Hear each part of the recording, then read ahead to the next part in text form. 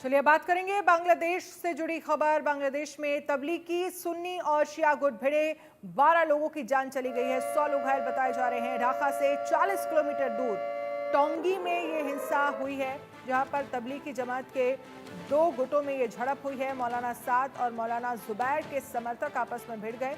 बांग्लादेश में भारत समर्थक मौलाना साद और कट्टरपंथी मौलाना जुबैर के समर्थकों के बीच हिंसक झड़प में 12 लोगों की मौत हो गई है और लगभग 100 लोग घायल हो गए हैं। पुलिस के अनुसार राजधानी ढाका से 40 किलोमीटर दूर टोंगी कस्बे में इज्तिमा के आयोजन को लेकर मंगलवार को ये घटना हुई है, जिसमें 12 लोगों की जान चली गई है। 100 लोग घायल बताए जा रहे हैं। दरअसल एक मौलाना जो कि भारत के समर्थन में बोलते हैं, उनके समर्थक थे, और दूसरा कट्टरपंथी मौलाना के समर्थक आपस में भिड़ गए, जिसमें 12 लोग की जान चली गई। पुलिस के मुताबिक मौलाना साद के समर्थक जो हैं वो टोंगी मैदान में लगभग 20 दिसंबर से 5 दिन तक इज्तिमा आयोजित करना चाहते हैं। मौलाना जुबैर के समर्थक मौलाना साद के समर्थकों को यहां पर इज्तिमा आयोजित नहीं करने देना चाहते हैं। इसके बाद तबलीगी सुन्नी और तबलीगी शिया गुटों के बीच झड़प हो गई। आपको बता दें कि अरबी लफ्ज इज्तिमा के मायने हैं इकट्ठा होना, एक साथ होना, एक खास जगह पर इकट्ठा होकर इबादत करना, गुनाहों की माफी मांगना और दीनी बातें करना इज्तिमा का हिस्सा है। रैनिक इस पर ज्यादा जानकारी के लिए हमारे साथ लाइव जुड़ गए हैं। रैनिक, क्या जानकारी है? मौलाना के समर्थक आपस में भिड़े, एक मौलाना वो जो भारत का समर्थन करते हैं, दूसरा वो जो भारत के विरोध में बात करते हैं। अगर ऐसे में समर्थक भिड़े जिसमें 12 लोगों की जान चली गई है, 100 से ज्यादा लोग घायल बताए जा रहे हैं, अभी फिलहाल अपडेट क्या है आपके पास?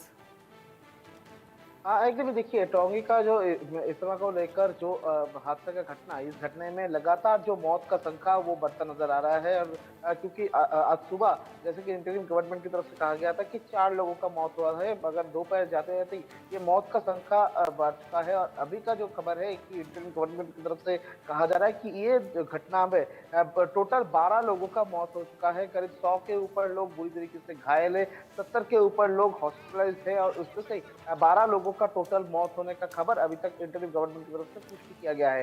दूसरी तरफ अगर देखा जाए तो ये जो दोनों दोनों ग्रुपों के बीच पे झड़प हुआ था, ये दो ग्रुप देखा जाए तो इस काम का शिया और सुन्नी, ये दो मौलाना के बीच में ये हादसे का घटना घटा।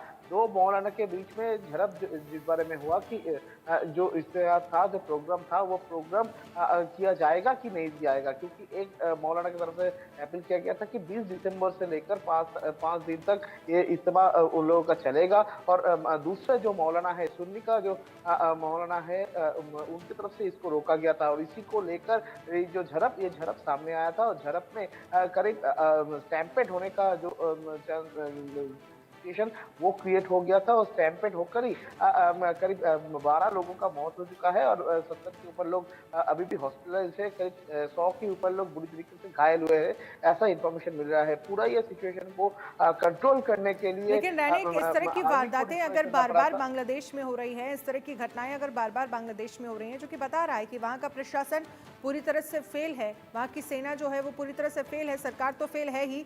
जब कुछ लोग आपस में जुटते हैं और फिर उनके बीच कहासुनी होती है किसी बात को लेकर, इज्तिमा जो कि आप बता रहे हैं कि 5 दिन का वहां पर करना था, 20 से 25 दिसंबर तक, और इसके बाद लोग भिड़ जाते हैं, 12 लोगों की जान चली जाती है, 100 से ज्यादा लोग घायल हो जाते हैं, तो ये वाकई एक बड़ी चुनौती बन गया है प्रशासन के लिए बांग्लादेश में, जिस तरह के हालात बनते हुए दिख रहे हैं।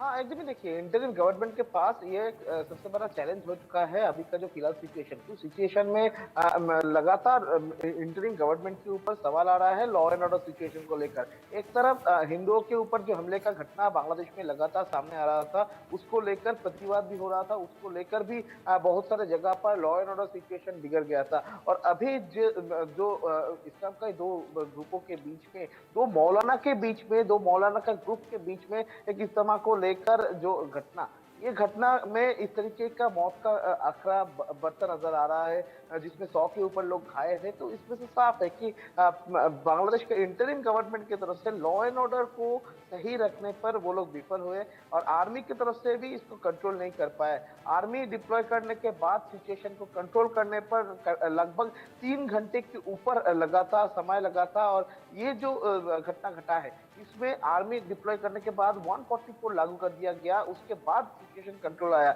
मगर सिचुएशन जब बिगड़ रहा था उसी टाइम पर बांग्लादेश का पुलिस की तरफ से भी कोई कार्रवाई नहीं किया गया था, रैब की तरफ से भी कोई कार्रवाई नहीं किया गया था। इसी को लेकर सवाल आ रहा है कि जो इंटरिम गवर्नमेंट है उनकी तरफ से लॉ एंड ऑर्डर सिचुएशन को कंट्रोल करने पर वो क्या नाकाम रहे, क्योंकि लॉ एंड ऑर्डर सिचुएशन को लेकर इसके पहले भी बहुत सारे बार मोहम्मद यूनिस के ऊपर सवाल आया था। मोहम्मद यूनिस के ऊपर सवाल आया था कि इंटरिम गवर्नमेंट जो है वो लॉ एंड ऑर्डर सिचुएशन को किसी भी तरीके से संभाल नहीं पा रहा है और अभी ये जो घटना सामने आया है इस घटना में भी लॉ एंड ऑर्डर सिचुएशन को लेकर सवाल आ रहा है और इंटरिम गवर्नमेंट की तरफ से साफ साफ कहा जा रहा है कि ये पूरा मामला किस कारण में हुआ है वो उसका जांच अभी पुलिस की तरफ से किया जा रहा है, उसके बाद ही मालूम पड़ेगा कि किस कारण में ये घटना घटा है। ये पूरा घटना को देखते हुए इंटरिम गवर्नमेंट की तरफ से जो एक मामला दायर किया गया है और इस मामले पर अभी तक कोई गिरफ्तारी नहीं किया गया है और जो लोग उधर मौजूद थे उनको पूछताछ के माध्यम से पुलिस जानने की कोशिश कर रही है कि ये घटना क्यों घटे थे, इसके पीछे कारण क्या है। क्या दोनों जो मौलाना के जो ग्रुप था वो ग्रुपों के बीच में पहले से कोई दुश्मनी था या इसको लेकर कोई दुश्मनी पैदा हुआ था या प्रोग्राम को लेकर कोई दुश्मनी पैदा हुआ था, ये जानने का कोशिश भी अभी फिलहाल पुलिस की तरफ से किया जा रहा है और ये भी दिखा जा रहा है कि जो लोग घायल है उनको जल्द से जल्द ठीक किया जाए, उनका ट्रीटमेंट सही तरीके से हो, इसके ऊपर भी नजर है। और इंटरिम गवर्नमेंट की तरफ से अभी कहा गया है कि अभी तक आज शाम तक 12 लोगों का मौत होने का खबर सामने आया है और भी लोगों का जो परिस्थिति वो क्रिटिकल है और ये मौत का आंकड़ा जो है वो और भी बढ़ सकता है और ऐसा भी उम्मीद किया जा रहा है। मगर ये सिचुएशन क्यों तैयार हुआ, इसको लेकर ही अभी इंटरिम गवर्नमेंट के ऊपर सवाल आ रहा है कि इंटरिम गवर्नमेंट का सरकार चलाने पर या बिल्कुल देश रैनिक, को सवाल ये है कि इस तरह की सिचुएशन आखिरकार क्यों तैयार हुई। मगर इस तरह की इबादत के लिए 5 दिन का वक्त मांगा गया, यहाँ पर बड़ी संख्या में लोगों को इकट्ठा होना था, तो लॉ एंड ऑर्डर की व्यवस्था तो पहले होनी चाहिए थी और अगर लॉ एंड ऑर्डर की व्यवस्था नहीं है, प्रशासन की तरफ से तैयारियां नहीं है, तो फिर इतनी बड़ी संख्या में लोग कैसे इकट्ठे हो गए। हाँ, देखिए इसी जगह में सवाल आ रहा है कि जिस जगह में इस तरीके का प्रोग्राम होने वाला है और जिस जगह में एक सेंसिटिव जोन जिस जगह है उस जगह में पुलिस की तरफ से पहले से कोई प्रिकॉशन क्यों नहीं था, इंटरिम गवर्नमेंट की तरफ से कोई प्रिकॉशन क्यों नहीं लिया गया था। अगर उस जगह में इस तरीके का झमेला हो सकता है इसका इंटेलिजेंस रिपोर्ट पहले से क्यों नहीं था और इसको लेकर ही फिर से सवाल आ रहा है क्या लॉ एंड ऑर्डर सिचुएशन सही है बांग्लादेश में, क्योंकि इसके पहले भी लॉ एंड ऑर्डर सिचुएशन को लेकर बहुत सारे सवाल बांग्लादेश का इंटरिम गवर्नमेंट के ऊपर आया है और अभी भी जो सिचुएशन में 12 लोगों का मौत हो चुका है, 100 लोग बुरी तरीके से घायल है। तो ये पूरा घटना में भी क्या विफल रहे हैं बांग्लादेश पुलिस और बांग्लादेश का इंटरिम गवर्नमेंट की तरफ से क्यों पहले से इस एरिया को 144 क्यों नहीं किया गया था। अगर परमिशन दिया गया था तो पुलिस फोर्स क्यों नहीं था, अगर झड़प चालू हो रहा था उस टाइम पर पुलिस किधर मौजूद थे, पुलिस उधर रोकने का कोशिश क्यों नहीं किया। अगर सिचुएशन बिगड़ रहा था तो आर्मी को डिप्लॉय करने में इतना देरी क्यों किया इंटरिम गवर्नमेंट ने। ठीक है, इस तरीके का जो सवाल, ये सवाल ही बार बार से सामने आ रहा है। चलिए रैनिक, बहुत बहुत शुक्रिया तमाम जानकारी के लिए। इस खबर पर आप नजर रखिएगा।